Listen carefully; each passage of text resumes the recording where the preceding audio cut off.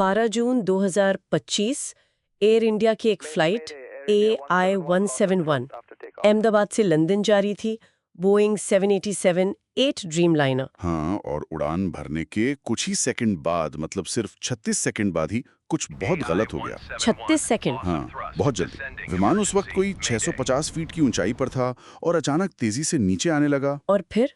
Pilot की मेडे call आई और उसके तुरंत बाद ही संपर्क टूट गया। ओह, और इसका नतीजा बहुत भयानक था। विमान सीधे अहमदाबाद की मेघानी नगर में गिरा। बिल्कुल। बीजे मेडिकल कॉलेज का हॉस्टल भवन था वो।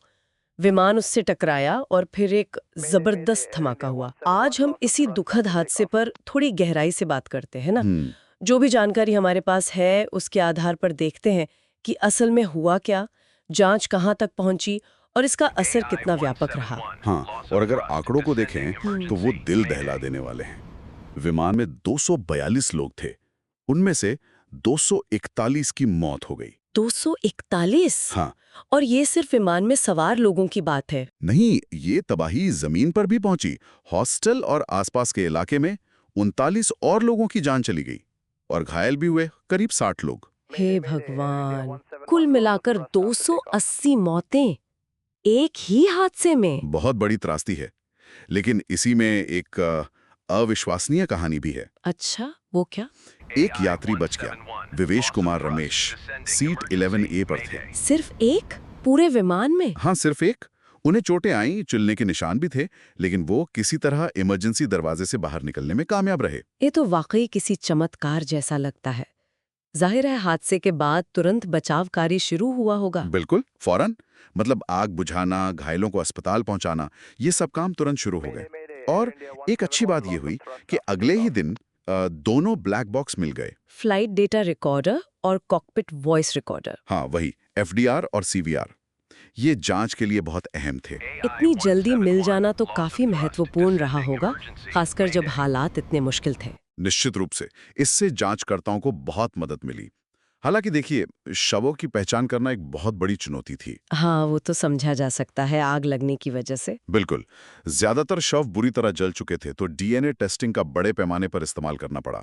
24 जून तक 259 शवों की पहचान हो पाई थी। और ये जांच कौन कर रहा है? भारतीय एजेंसियां या? भारत की AAIB यानी एयरक्राफ्ट एक्सीडेंट इन्वेस्टिगेशन ब्यूरो और अमेरिका की NTSB national transportation safety board, दोनों मिलकर काम कर रही हैं, ब्लैक बॉक्स डेटा का विश्लेषण कर रही हैं। तो शुरुआती जांच किस तरफ इशारा कर रही है? क्या कुछ पता चला है? देखिए, अभी तो ये शुरुआती दौर ही है, लेकिन टीम इंजन के थ्रस्ट पर ध्यान दे रही है।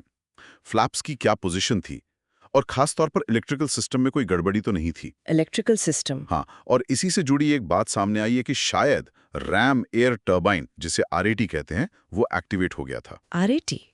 ये क्या चीज है? एक तरह की छोटी इमरजेंसी टर्बाइन होती है। अगर विमान के मुख्य इंजन और APU यानी सहायक पावर यूनिट दोनों फेल हो जाएं, तो ये हवा के दबाव से थोड़ी बिजली बनाती है ताकि कुछ जरूरी सिस्टम चलते रहें। अच्छा, तो अगर ये एक्टिवेट हुआ इसका मतलब? इसका मतलब हो सकता है कि विमान में कोई बड़ी पावर सप्लाई प्रॉब्लम हुई थी। शायद मेन पावर फेल हो गई थी। तो ये एक गंभीर तकनीकी खराबी का संकेत हो सकता है। अच्छा, इस हादसे के बाद अधिकारियों मतलब DGCA वगैरह ने क्या कदम उठाए? हाँ, DGCA ने फौरन एक्शन लिया। एयर इंडिया के जितने भी बोइंग 787 विमान हैं, उन सब की तुरंत जांच के आदेश दिए गए। और वो फ्लाइट नंबर AI-171? उसे और उसकी वापसी की उड़ान AI-172 दोनों को परमानेंटली रिटायर कर दिया गया है। अब ये फ्लाइट नंबर्स इस्तेमाल नहीं होंगे। और एयर इंडिया मतलब अब तो टाटा समूह की है, उनकी तरफ से क्या प्रतिक्रिया आई? टाटा समूह ने मानवीय पहलू पर जोर दिया है। उन्होंने विमान हादसे में मारे गए लोगों के परिवारों के लिए 1 करोड़ रुपए तक के मुआवजे का ऐलान किया है। और जो लोग जमीन पर हताहत हुए, हाँ, उनके लिए भी राहत और मुआवजे की घोषणा की गई है। इस घटना का असर सिर्फ जानमाल के नुकसान या जांच तक ही सीमित नहीं है, है ना? हाँ, इसके परिणाम तो कहीं ज्यादा गहरे लग रहे हैं। बिल्कुल सही बात है। ये भारत में देखें तो पिछले लगभग 30 सालों का सबसे भयानक हवाई हादसा है। और दुनिया भर में।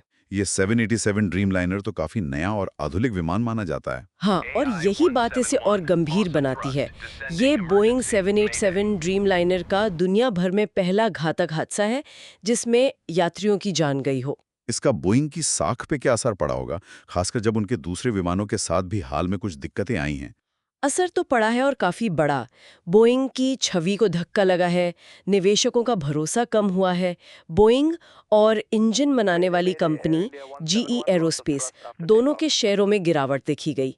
ये किसी भी विमान निर्माता के लिए एक बड़ा संकट होता है। और आम लोगों पर, यात्रियों के मन पर इसका क्या असर हुआ है? क्या लोगों में डर बढ़ा है? हाँ, इसका एक मनोवैज्ञानिक असर साफ दिख रहा है। आपको जानकर हैरानी होगी कि इस हादसे के बाद फ्लाइंग फोबिया मतलब उड़ान से डर लगने की जो समस्या है, उसके लिए थेरेपी लेने वालों की संख्या अचानक 10 गुना बढ़ गई। 10 गुना? ये तो बहुत ज्यादा है। शायद इसलिए कि ये हादसा अपने देश में हुआ और एक ऐसे विमान के साथ हुआ जिसे बहुत सुरक्षित माना जाता था। तो अगर हम संक्षेप में देखें तो ये एक भयानक मानवीय त्रासदी है। 280 से ज्यादा जानें गईं, हालांकि एक व्यक्ति चमत्कारिक रूप से बच भी गया। ये बोइंग 787 के इतिहास में एक दुखद मोड़ है और इसने भारत में एविएशन सेफ्टी पर गंभीर सवाल खड़े कर दिए हैं। हाँ, बिल्कुल।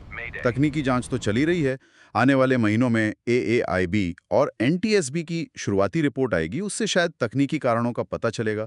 लेकिन इसके जो व्यापक परिणाम हैं, वो तो अभी से दिख रहे हैं। यात्रियों में डर, इंडस्ट्री पर आर्थिक दबाव। रिपोर्ट तकनीकी कारण तो बता देगी, लेकिन शायद सोचने वाली बात यह है कि इस एक हादसे से आगे बढ़कर भविष्य में ऐसी त्रासदियों को रोकने के लिए हमारे जो एविएशन सेफ्टी के तरीके हैं, जो नियम हैं, जो निगरानी है और यहाँ तक कि एयरलाइंस की अपनी जो कार्य संस्कृति है, उसमें किस तरह के बड़े सिस्टमिक बदलावों की जरूरत हो सकती है। ये सवाल शायद अब सबसे अहम है।